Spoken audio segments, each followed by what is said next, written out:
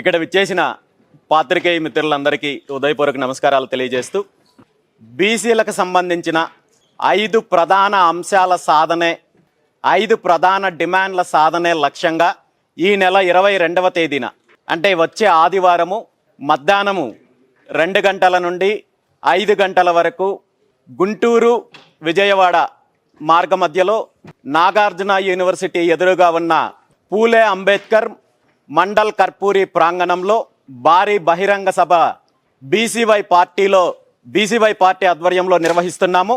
ఈ భారీ బహిరంగ సభ యొక్క ప్రధాన ఉద్దేశము ఎజెండా గత అనేక దశాబ్దాల కాలం నుండి బీసీలకు సంబంధించిన ప్రధాన అంశాల సాధన కోసము, అదేవిధంగా ఈ ఉద్యమానికి భవిష్యత్తు కార్యాచరణ ప్రకటించడం కోసం ఏర్పాటు చేయడం జరిగింది.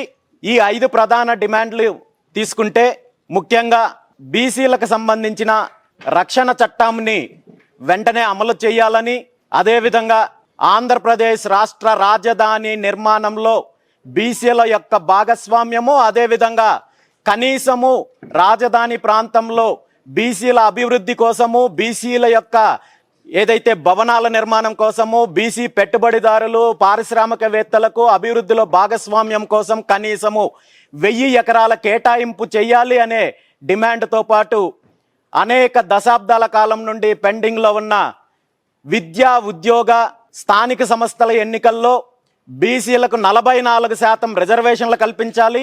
మరీ ముఖ్యంగా సమగ్ర కులగణన చేపట్టాలి. సమగ్ర కులగణన చేపట్టి బీసీలకు 44% రిజర్వేషన్లు అమలు చేసిన తర్వాతే వచ్చే స్థానిక సంస్థలు వెళ్ళాలి అనే డిమాండ్తో పాటు బీసీ కార్పొరేషన్లకు సంబంధించి ఖచ్చితంగా నిధులు కేటాయించి ఈ బీసీ కార్పొరేషన్లు బీసీల సామాజిక వర్గాలకు సంబంధించిన అభివృద్ధి చెయ్యాలి అనే ఈ 5 ప్రధాన డిమాండ్లతో బహిరంగ సభ నిర్వహించబోతున్నాము. దీనికి సంబంధించి గత 2025 సంవత్సరం డిసెంబర్ 11వ తేదీన విజయవాడలో 2 తెలుగు రాష్ట్రాల్లో ఉన్న బీసీ పెద్దలతో కలిసి బీసీ మహాసదస్సు పేరుతో చర్చించి ఈ నిర్ణయం తీసుకోవడం జరిగింది. ఈ సమావేశానికి సంబంధించి, ఈ బహిరంగ సభకు సంబంధించి ఇప్పటికే ఏర్పాట్లు పూర్తి స్థాయిలో జరుగుతున్నాయి. సభకు హాజరయ్యే వాళ్ళకు సంబంధించిన కావాల్సిన మంచినీటి సౌకర్యము, ఆహార సౌకర్యము, అదేవిధంగా మిగిలిన అన్ని సౌకర్యాలు కూడా ఏర్పాటు చేయడం జరిగింది. అయితే బీసీ సింహగర్జన బహిరంగ సభ ప్రకటించిన తర్వాత అప్పటి వరకు బీసీల సమస్యల పైన కానీ, రిజర్వేషన్ల అంశం పైన కానీ, రక్షణ చట్టం గురించి కానీ, అదేవిధంగా రాజధానిలో బీసీలకు సంబంధించిన వాటా గురించి కానీ ఎక్కడా స్పందించిన ప్రభుత్వము అనేక రకాలుగా ఈ ఉద్యమాన్ని, ముఖ్యంగా ఈ బహిరంగ సభను అడ్డుకోవాలి, నిర్వీర్యం చేయాలి అనే దానిపైన అనేక కుట్రలు చేశారు. ఇందులో ప్రధానంగా బీసీలకు సంబంధించి ఏదైతే 5 డిమాండ్లు చేశామో ఈ 5 డిమాండ్లు కూడా ప్రభుత్వం ఏదో నెరవేర్చడానికి అడుగులు ముందుకు వేస్తోందన్నట్టు తప్పుదారి పట్టించే కార్యక్రమము, బీసీల్లో వస్తున్న చైతన్యాన్ని, మార్పుని నిర్వీర్యం చేసే కార్యక్రమము, నీరుగార్చే ప్రయత్నం జరిగింది. దాంతోపాటు ఏదో ఒక రకంగా ఈ బహిరంగ సభ జరిగితే బీసీలలో చైతన్యం వస్తుంది, మార్పు వస్తుంది, బీసీలో ఐక్యంగా ముందుకు వెళ్ళే పరిస్థితి ఉందనే ఉద్దేశంతో ఈ సభ జరగనివ్వకుండా కూడా ప్రభుత్వం అనేక రకాలుగా కుటిల యత్నాలు, ప్రయత్నాలు, కుట్రలు చేయడం జరిగింది. ముఖ్యంగా పోలీస్ డిపార్ట్మెంట్ ద్వారా ఈ సభకు అనుమతి రాకుండా అనేక రకాలుగా అడ్డుకునే ప్రయత్నం చేశారు.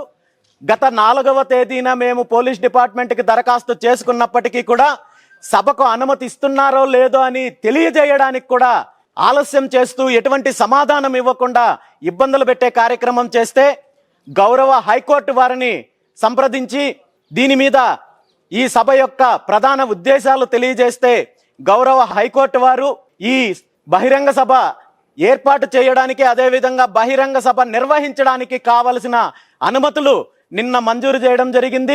దీనికి సంబంధించిన ఆదేశాలు స్పష్టంగా ఇవ్వడం జరిగింది.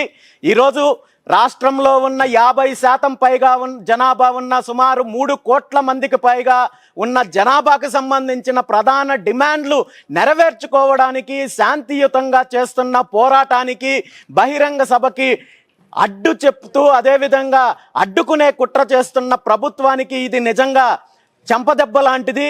ఎందుకంటే బీసీలు మాకు వెన్నెముక అని చెప్పుకునే తెలుగుదేశం పార్టీ కానీ, ముఖ్యమంత్రి చంద్రబాబు నాయుడు గారు కానీ మరి బీసీలు చేసే ఉద్యమానికి కానీ బీసీలు చేసే న్యాయమైన డిమాండ్లకు అడ్డుకుంటూనే బెదిరించే కార్యక్రమాలు చేస్తున్నారంటే నిజంగా బీసీల సమస్యలపైన ప్రభుత్వానికి, ముఖ్యమంత్రి చంద్రబాబు నాయుడు గారికి ఎలాంటి చిత్తశుద్ధి ఉందో దీన్ని బట్టి అర్థం చేసుకోవచ్చు. వీళ్ళు ఎన్ని కుట్రలు చేసినా ఈ బహిరంగ సభ సజావుగా ప్రశాంతమైన వాతావరణంలో జరుగుతుంది. ఖచ్చితంగా ఈ 5 ప్రధాన డిమాండ్లు సాధించడానికి భవిష్యత్తు ప్రణాళిక కూడా ఈ సభ ద్వారా ప్రకటించబోతున్నాము.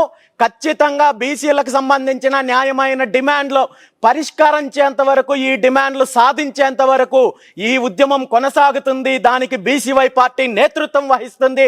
ఈ ఉద్యమంలో కలిసి వచ్చే అన్ని వర్గాలను, అన్ని సంఘాలను, అన్ని పార్టీలను కూడా కలుపుకొని ముందుకెళ్లే ప్రయత్నం చేస్తాము. భవిష్యత్తులో బీసీలకు సంబంధించిన అన్ని న్యాయపరమైన డిమాండ్లను సాధించే దిశగా ఈ పోరాటం కొనసాగుతుందని తెలియజేస్తూ, ఈ సమావేశానికి సంబంధించి కావలసిన ఏర్పాట్లన్నీ ఎవరికి ఎటువంటి ఇబ్బంది లేకుండా పూర్తి స్థాయిలో బీసీవై పార్టీ ఆధ్వర్యంలో ఏర్పాట్లు చేస్తున్నాము.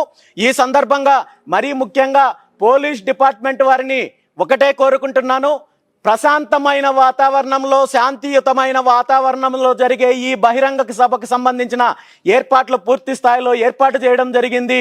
దాంతోపాటు అసాంఘిక శక్తులు ఈ సభలకు సంబంధించి కానీ వేరే రకంగా కుట్రలు చేసే అవకాశం ఉందనే సమాచారం మాకుంది. కాబట్టి పోలీస్ డిపార్ట్మెంటు దీనికి సంబంధించి శాంతి భద్రతలను పరిరక్షించాల్సిన బాధ్యత ఉందని చెప్పి ఈ సందర్భంగా తెలియజేస్తూ, ఈ సమావేశం యొక్క ప్రధాన ఎజెండాతో పాటు బహిరంగ సభ మొదలవ్వక ముందు ఇక్కడ జరిగే సాంస్కృతిక కార్యక్రమాలు, సాంఘిక కార్యక్రమాలలో ప్రధానంగా ఒక చారిత్రాత్మకమైన కార్యక్రమం చేస్తున్నాము.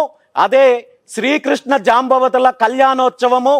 గతంలో ద్వాపర యుగంలో శ్రీకృష్ణ పరమాత్ముడు కేవలము తను ఒక భగవంతుడిలాగా మాత్రమే కాకుండా, తను భవిష్యత్తు తరాలకు భగవద్గీతను అందించడమే కాకుండా కులాల వారీగా, వృత్తుల వారీగా ఉన్న కులాలను ఏకం చేయడానికి ఆనాడు జాంబవతీ దేవిని కులాంతర వివాహం చేసుకొని భవిష్యత్తు తరాలకు ఒక మంచి సందేశాన్ని ఇచ్చారు.